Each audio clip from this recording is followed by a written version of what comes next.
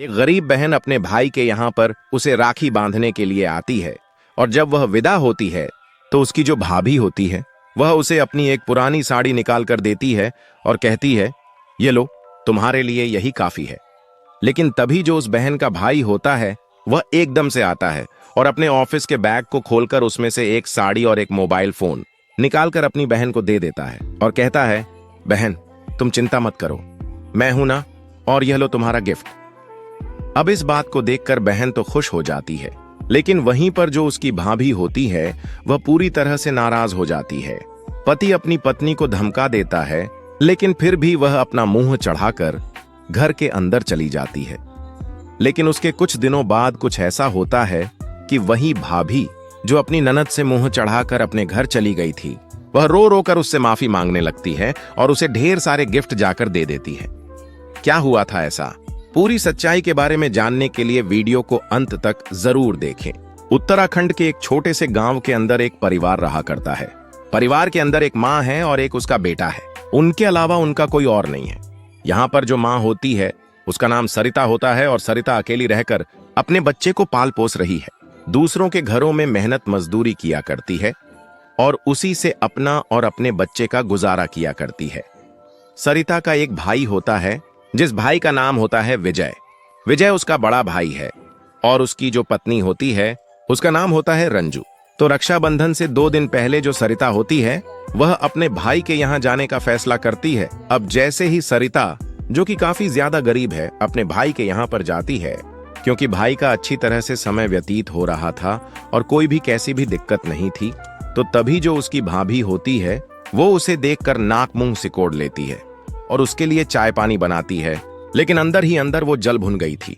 लेकिन बहन केवल अपने भाई के प्यार के लिए आया करती थी, क्योंकि जब यह उसे बच्चा हुआ था तो उसके कुछ ही दिनों बाद उसके पति इस दुनिया को छोड़कर चले जाते हैं और उसके बाद से केवल उसका भाई एक सहारा है, क्योंकि माता पिता तो काफी दिन पहले उन दोनों भाई बहनों को छोड़कर जा चुके थे।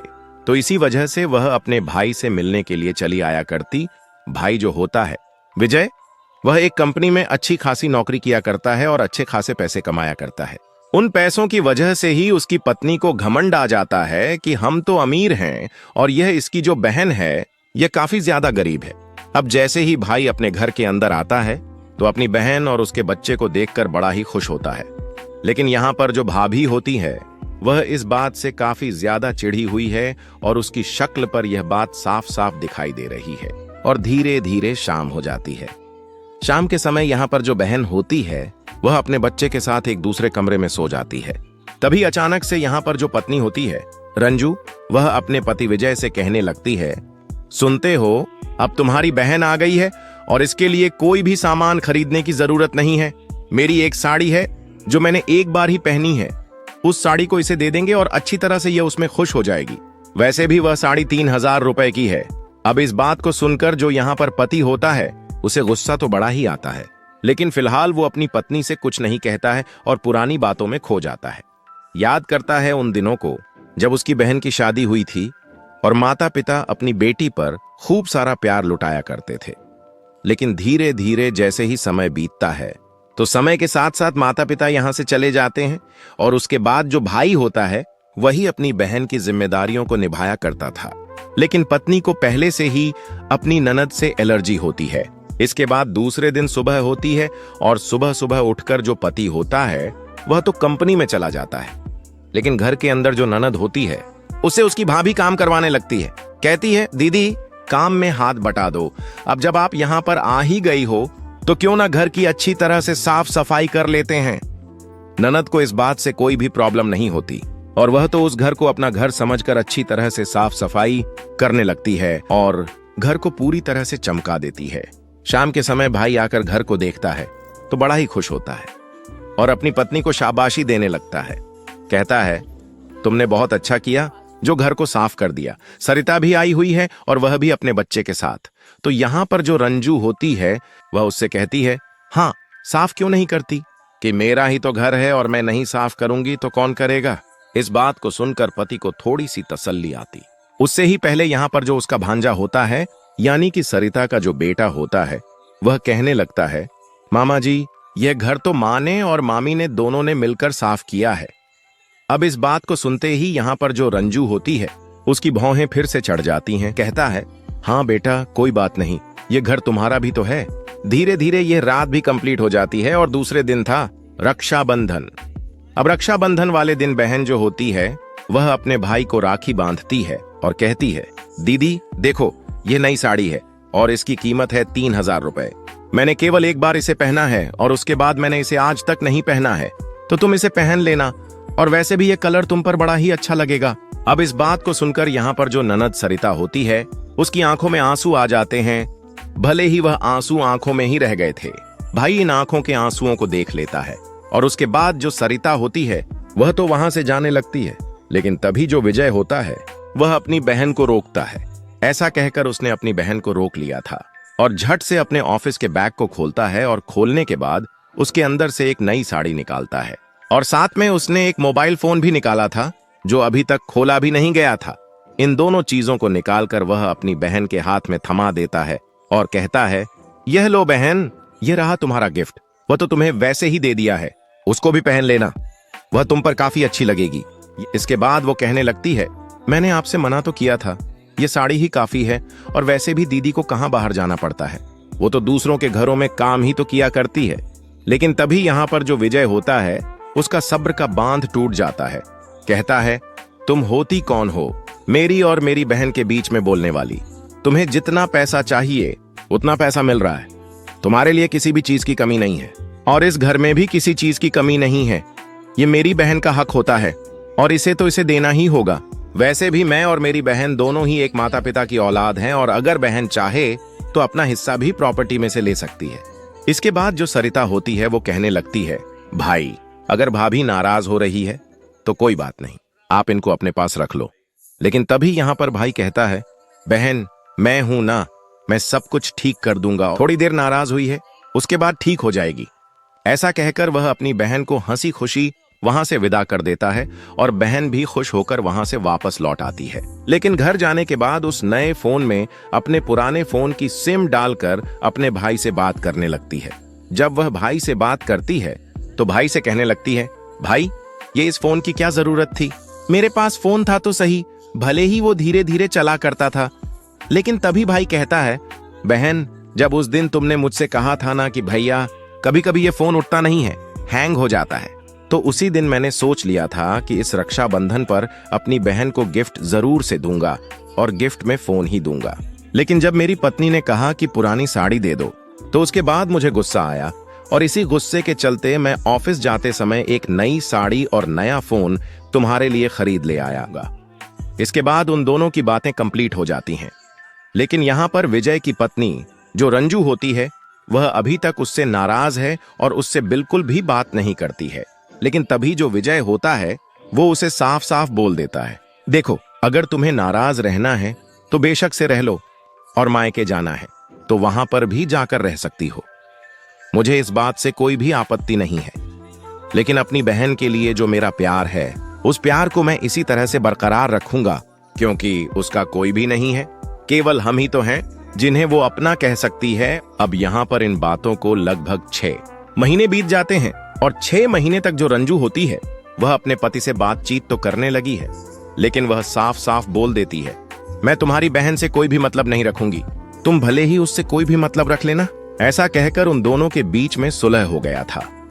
धीरे धीरे कुछ दिन और बीतते हैं, लेकिन कुछ दिनों बाद अचानक से एक ऐसी खबर उसकी पत्नी को सुनने को मिलती है जिसे सुनने के बाद वह फूट फूट कर रोने लगती है। शाम के समय उसे एक खबर सुनने को मिली थी और रंजू अपने बेडरूम में बिस्तर पर बैठकर फूट फूट कर रो रही थी। पति जैसे ही ड्यूटी से आता है तो ड्यूटी से आने के बाद अपने घर के अंदर आकर अपनी पत्नी को आवाज लगाता है तो उसे उसकी पत्नी के रोने की आवाज सुनती है और उसके बाद वह पूछने लगता है, रंजू क्या हुआ, तुम इस तरह से क्यों रो रही हो? कहने लगती है, मेरी बहन का जो पति है उसे एक बहुत बुरी बीमारी हो गई है और उसके पास बिल्कुल भी पैसा नहीं है, उसके लिए पैसे चाहिए और अगर तुम्हारे पास हो तो बिल्कुल से पैसा दे दो। अब इसके बाद जो पति होता है वो थोड़ी देर तक सोचता है और सोचने के बाद कहता है, देखो जितना पैसा मेरे पास है वो सारा पैसा मैं दे दूंगा, लेकिन तुम यह बताओ कि कितने रुपए की जरूरत है। तो यहाँ पर जो पत्नी होती है वह बताती है कि उसकी बीमारी के इलाज के लिए लगभग 30 लाख रुपए चाहिए होंगे और 30 लाख रुपए में ही उसके पति की जान बचाई जा सकती है। अब इस बात को सुनकर यहाँ पर जो विजय होता है वो कहने लगता है, देखो रंजू, मेरे पास तो ले देकर कुल 5 लाख रुपए इकट्ठा है और इन 5 लाख रुपए को लेकर अपनी बहन के पास चले जाओ। तो यहाँ पर रंजू उन 5 लाख को लेकर फौरन से अपनी बहन के वहां पर चली जाती है और उन रुपयों को देते हुए कहने लगती है, बहन यह लो, यह रहे पैसे और बाकी पैसों का तुम इंतजाम कर लेना, हमारे पास इतने ही थे। ऐसा कहकर वो वहां पर रहने लगती है। यहाँ पर जो रंजू होती है वह अपने पति को फोन करती है और फोन करके उसे बताती है, मैंने जो पैसे दे दिए हैं उसके बाद भी तकरीबन 4 लाख की जरूरत है और उन पैसों का इंतजाम नहीं हो रहा है। अब यहाँ पर जो विजय होता है वह कहने लगता है, ठीक है, ऐसी बात है तो तुम डॉक्टर साहब से बात कर लो और उनसे कह दो कि आप इलाज चालू करो, उसके बाद जैसे ही इंतजाम हो जाएगा हम लोग पैसों का इंतजाम कर देंगे। इधर फोन कटने के बाद तुरंत से उसकी बहन का फोन उसके पास आ जाता है, सरिता का, और वह उससे हालचाल जानने के लिए बात करती है। कहता है, बहन वैसे तो सब कुछ ठीक है, लेकिन तुम्हारी भाभी की जो बहन है उसके पति की जान पर बन आई है और उसके इलाज के लिए 30 लाख रुपए चाहिए, लेकिन अभी 4 लाख रुपए की कसर है। अब इस बात को सुनते ही सरिता को बड़ा ही धक्का सा लगता है, क्योंकि उसे पता है कि अगर पति इस दुनिया में छोड़कर चला जाता है तो उसके बाद क्या बीता करती है। तो उसके बाद यहाँ पर जो बहन सरिता होती है वो कहने लगती है, भैया अगर ऐसी बात है तो मैं भी उसे देखने के लिए जाऊंगी, क्योंकि कोई भरोसा नहीं है, ना जाने क्या हो जाए, और ऐसे समय में हर किसी के लिए सहानुभूति दिखानी चाहिए। दूसरे दिन सुबह सुबह जो बहन सरिता होती है वो जल्दी से ही भाई के घर पर आ गई थी और यहाँ से दोनों भाई बहन वहां पर चले जाते हैं। वहां पर जाने के बाद जब दोनों भाई बहन हालत देखते हैं तो पूरे परिवार की हालत को देखकर पूरी तरह से हैरान और परेशान हो जाते हैं, क्योंकि यहाँ पर जो डॉक्टर साहब थे उन्होंने साफ साफ मना कर दिया था। जब यह सारी बातें सरिता देखती है तो उससे रहा नहीं जाता और वह एकदम से अपनी भाभी के पास जाती है और अपने बैग से, जो बैग उसके साइड में लटका हुआ था, उससे एक पोटली निकालती है, जिस पोटली के अंदर वो जेवर थे जो कभी उसके माता पिता ने उन्हें गिफ्ट के रूप में दिए थे, और उन्हें निकालकर अपनी भाभी के हाथ में रख देती है और कहती है, भाभी ये लो जेवर, इन जेवरों को बेचकर अपनी बहन के पति का इलाज करवा दो, क्योंकि मुझे ही पता है कि पति के बिना जिंदगी कैसी हुआ करती है और मैं किसी दूसरे को दुख ही नहीं दे सकती। तो उसके बाद एकदम से उसकी आंखों में आंसू आ जाते हैं और वह फूट फूट कर रोकर अपनी ननद से माफी मांगने लगती है। वहीं पर विजय भी होता है और विजय यह सब कुछ देखकर अपनी आंखों में आंसू ले आया था। इसके बाद यहाँ पर जो रंजू होती है उन जेवरों को लेकर अपनी बहन के पास जाती है और जैसे ही वह लोग उन्हें बेचने के लिए जा रहे थे तभी वहां पर उनका एक और रिश्तेदार आता है जिससे उन्होंने पैसे के लिए कह रखा था और वह 4 लाख रुपए ले आया था। जब वह यहाँ पर आकर बता देता है कि मेरे पास 4 लाख रुपए हैं, तो उसके बाद जो रंजू होती है उन जेवरों को बेचने का फैसला बदल देती है और उसके बाद उन जेवरों को ले जाकर अपनी ननद को दे देती है और कहती है, इंतजाम हो गया है, अब इन्हें बेचने की जरूरत नहीं पड़ेगी। उसके बाद यहाँ पर उसकी बहन के पति का अच्छे से इलाज हो जाता है। सरिता अपने घर चली गई थी क्योंकि उसे रोज के रोज काम करना होता था, लेकिन जब बहन का पति अच्छी तरह से ठीक हो जाता है और रंजू अपने घर चली जाती है तो उसके बाद एक दिन वो अपने पति से कहती है, चलो हमें दीदी से मिलने के लिए चलना है। अब पति को पता था कि यह क्यों मिलने के लिए कह रही है और वह भी इस बात के लिए बिल्कुल भी नहीं टोकता है और यहाँ से उसे लेकर चलने लगता है।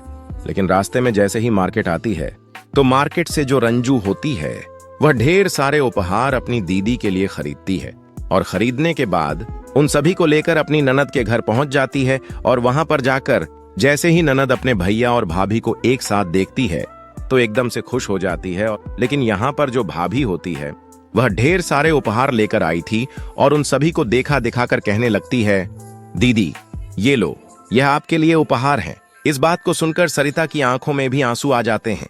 रंजू की आंखों में भी आंसू आ गए थे और साथ में जो विजय होता है उसकी आंखों में भी आंसू आ गए थे। अब यहाँ पर रंजू और सरिता एक दूसरे के गले लगती हैं और गले लगने के बाद खुशियों के साथ आज तक भी अपना जीवन व्यतीत कर रही हैं। तो दोस्तों, ये थी आज की कहानी।